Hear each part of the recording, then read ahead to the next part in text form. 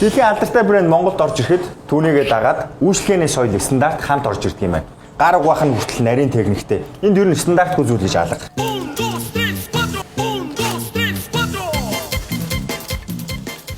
Биш гараа угаана гэж гурилддаг байсан юм байна. 10 жил байхад ариун цэврийн даргалт зориулж гараа угаадаг байсан юм шүү. За ингээд Pizza Hut-ийн амтд пиццаг хэрхэн бүтдгийг хамтдаа харцгаая. Хамгийн түрүүлээд пиццаны хамгийн чухал зүйл болох гурил стандартын дагуу бэлтгэгдсэн байх ёстой.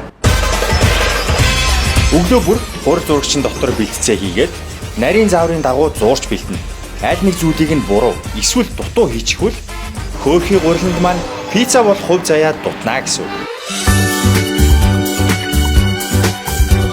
Манай Монголын хөрсөн дээр тарьж ургуулсан улаан буудаагаар хийсэн гурил гээд манай үндэсний бусад бүтээгдэхүүнүүдийг агуулад хааваасын Америкийн Pizza Hut-тай яг ижилхэн чанар стандарттай пиццаг хийдэг яваад тоо. Гэхдээ зөвхөн олон улсын аудитаар зөвшөөрөгдсөн бүтээгдэхүүнүүдийг л хэрэглэдэг. Мэдээж зарим нэг түүхийдийг анс холоос авчирна. Жишээлх юм бол энэ бэслэг дууслаа гэж бодоход би гүйж гараад дэлгүүрээс авчирна гэж бодож байна. Хичээ 200 г сэр авъя. Үгүй шүү. Энэ бяцлаг ихтэл Шинэ Зеландаас, харин энэ соус Америкаас.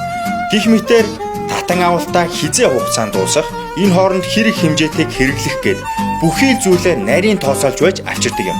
Pizza Hut үргэлж шинэлэг амттай хамгийн онцгой пиццаг гаргадаг. Жишээлх юм бол пиццаны захыг үлдээгээд байсан хүмүүс зориулаад зайдсан дэлбэрт бяцлагын хүрээд гээд зөндөө шинэ бүтээгдэхүүнийг үргэлж хэрэглэгчтэй хүргэдэг юм. Энэ сайхан пицца карта. Өмнө пицца гэхэлэр нэг төрлийн пицца санагддаг байсан. Тэр үе одоо өнгөрсөн.